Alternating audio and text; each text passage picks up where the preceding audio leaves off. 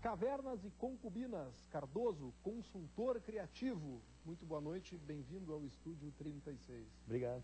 O que é um consultor criativo? Bom, basicamente é um cara que vive das suas ideias e dá palpites. As dos outros.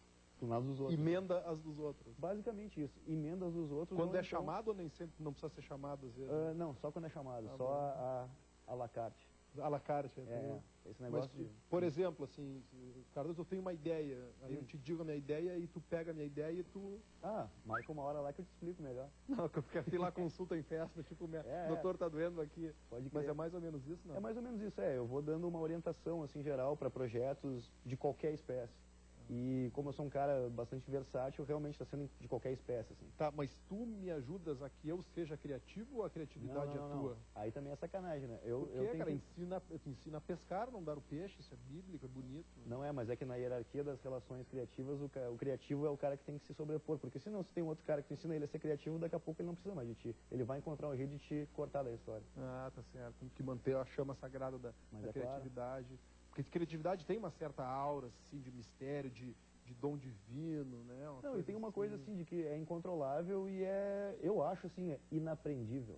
Porque eu não sei se eu consigo te ensinar criatividade, porque eu não sei nem de onde vem a minha criatividade. Eu simplesmente sou eu e as pessoas acham que vale a pena me ouvir. Então eu acho que vale a pena falar também. Tá, mas a tua é uma criatividade, é uma pancreatividade, assim, do pâncreas. Do pâncreas, do pâncreas, do né? pâncreas. Mas no pan é no sentido assim do total. Ela é pra tudo, assim, funciona. Eu sou um péssimo ator.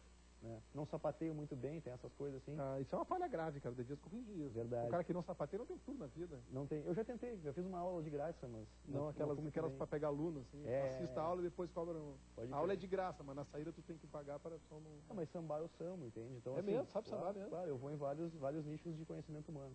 Legal, maravilha. Isso tudo e mais um pouco acabou gerando Cavernas e Concubinas. É verdade. Cara, esse livro aí são digamos assim, 5 anos da minha experiência literária, assim, de ficar escrevendo em fanzines. O Cardoso Online foi o primeiro, né? E aí depois do Cardoso Online teve a Irmandade Raul Duque, que era uma coisa mais de gonzo jornalismo, que é uma outra coisa que também tem no livro, no último texto é uma peça de gonzo jornalismo. E fora isso, são experiências minhas na internet e fora dela também, em outros tipos de meios, assim. Sabe que nós temos um público muito atlético, muito asséptico e muito eclético. Então eu queria que tu explicasse o que é um fanzine. Sei, claro. O fanzine, na verdade, é uma publicação independente. Geralmente ela é produzida de graça e distribuída de graça também. É uma forma de se divulgar suas ideias de forma independente. Antigamente ela era feita xerocada, né? Fanzine, na verdade, vem da época do punk, porque os caras divulgavam suas bandas e da cena local, na era punk, assim. Depois isso se expandiu para várias áreas e, claro, quando entrou a internet, fanzines para a internet foi uma das primeiras coisas que se pensou. Que é tipo blog, assim, não é bem isso? Hoje em dia dá pra se dizer assim. Não, eles estão um influenciando o outro, né? Porque os blogs no começo eles eram muito diário de uma pessoa, né? Hoje em dia eles já são usados por profissionais para fazer qualquer tipo de coisa. Então o cara que é jornalista pode usar o blog para botar seu jornalismo, o que é economista também para botar suas teorias, fotógrafo para botar suas fotos. Então é uma ferramenta que ganhou muito espaço e ganhou muitos usos diferentes esses anos da rede, né? Legal. E o Cardoso Online não existe mais, é isso? Não existe mais, Ele ficou grande demais para ele mesmo, é isso? Cara, eram 8 pessoas que estavam no núcleo da coisa. Então 8 pessoas são muito difíceis de tu conseguir fazer com que elas pensem da mesma forma. Então as diferenças acabam sendo inevitáveis e como nós somos muito amigos, chegou uma hora que tinha 7 que não aguentavam mais e eu que queria continuar e eu falei, então tá, vamos acabar logo. E o pessoal em geral, assim, muitos a gente até, o Daniel Galera tá fazendo uma carreira de escritor super legal, né? Até o dia em que o cão, como é que é? O cão morreu? O cão morreu. O cão morreu, que é um livro maravilhoso, cara, um livro muito legal. Sim. A Clara também tem a Verbruck tem uma carreira também, quer dizer, tá todo mundo seguindo o seu caminho, assim. De uma forma geral, assim, né? Tem mais o Daniel Pelizari, que também lança livro pela mesma DBA, né? Ele vai lançar eu esqueci de alguns, porque eu também não conheço todos. Sim. Não, mas são os 3 que enveredaram pela literatura. Aí o Guilherme Caon é um designer, ficou mais nessa área, o Marcelo Trezel e o Armando Freitas são jornalistas, né, cara? Mas todo mundo continua com suas carreiras, todos têm blog hoje em dia. O Guilherme Pila, que é um desenhista super reconhecido também, um cara que agora ele está mais enclausurado. Quantos assinantes tinha o Cardoso? Tinha o Cardoso? Na época, cara, ele chegou a ter 5 mil assinantes no país inteiro. Que era uma coisa bem considerável, pelo menos quando que era por e-mail, né? Mas o Marcelo Trezzo escrevia também naquele... Não tinha um negócio chamado... Tem o Não também, que era um fanzine do pessoal da Casa de Cinema, do Giba, do Gervásio. Eu tenho uma mágoa profunda com ele, cara. É mesmo? Pô, ele me chamou de medíocre, cara. Sabe por que eu tenho mágoa? Porque ele tem razão. Ele escreveu um texto lá dizendo que o Túlio Lima era um medíocre. Conseguiu até te convencer disso. E eu li aquilo e deparei comigo mesmo, e aí eu tive que assumir, né, cara? Pois é, tu vê, vivendo e criando inimigos por aí, cara. Não é inimigo, é sem mágoas. Até já teve chance de vir aqui, não veio, cara. Sem mágoas mesmo, acho que ele... Não, mas se ele fez isso, ele tem os motivos dele. Claro que tem, eu respeito, eu tô falando claro. Tô de brincadeira, claro que ninguém gosta de ler isso a seu respeito, mas é a opinião dele, né? Não, mas a gente tem que estar acostumado. Eu só fiz a referência, assim, carinhosa, porque eu acho que isso é da democracia, né? Não é uma coisa ofensiva isso, não tá me ofendendo. Tá dando a opinião dele, é isso aí. Claro. Se eu pegar na rua, eu dou-lhe uma... Não, tô brincando, legal. O livro já tá lançado, já tá rolando. Cara, segunda-feira, na Palavraria, foi o meu lançamento. Cuida aí, Marcelo, vou te pegar aí. E foi bem legal, assim, vendeu bastante livro, teve bastante gente. Já tá na rua aí, eu sei que algumas pessoas já andaram vendo ele pela cidade. Eu, ocasionalmente, estive hoje de tarde nos shoppings dando uma pesquisada básica, perguntando se tinha meu livro, não tinha ainda em algumas. Não tinha ou já esgotou? Não tinha ainda, não tinha chegado em algumas.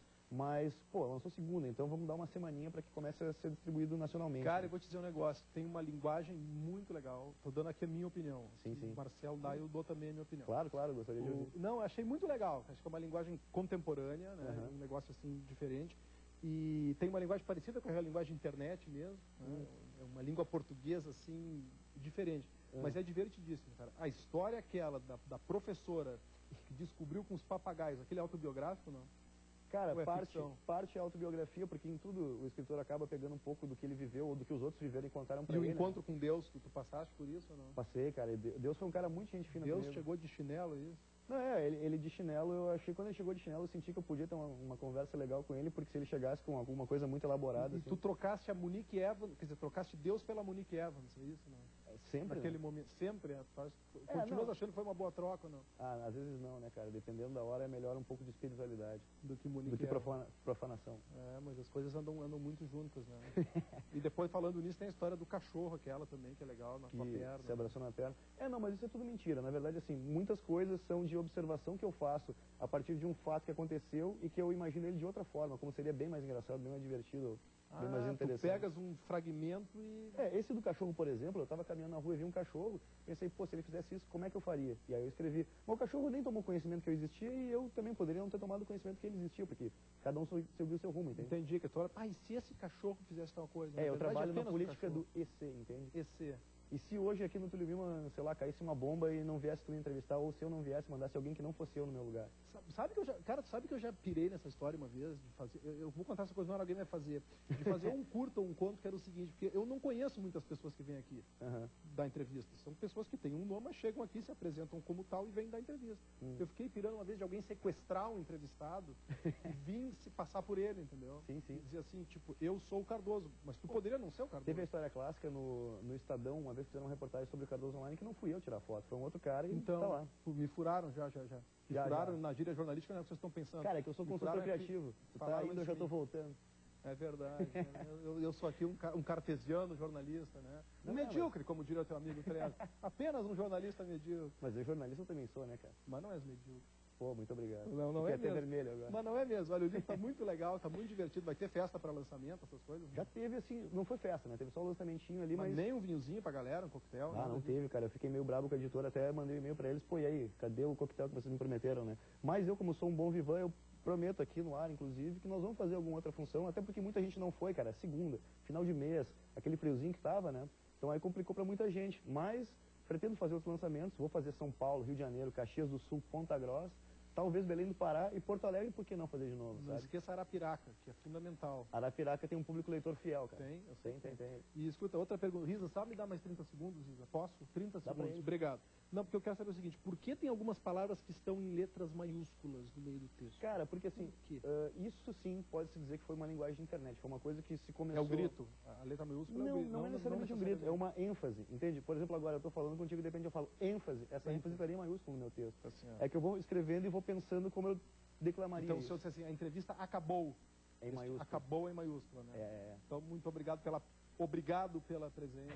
Sorte e sucesso. Eu que agradeço. Legal. Até a próxima. Até. Então tá, vamos pro intervalo e depois...